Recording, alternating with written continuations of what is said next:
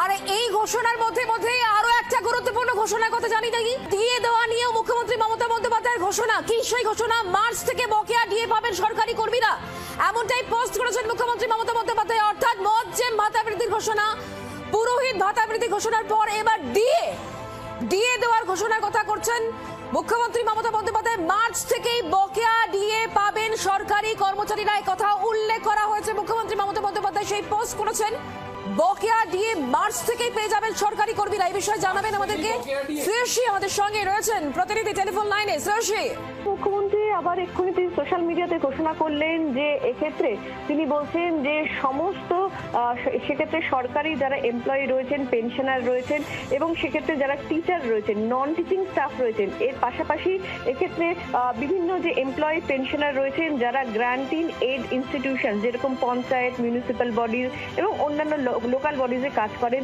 তাদের প্রত্যেককে এই মার্চ মাস থেকে সেক্ষেত্রে রোপা 2009-এর যে ডিএর এরিয়ারটা, সেই এরিয়ারটা এই মার্চ মাস থেকে তাদেরকে দেওয়া শুরু হচ্ছে। এবং এক্ষেত্রে তিনি বলছেন কারা কারা পাবে এই এরিয়ারটা।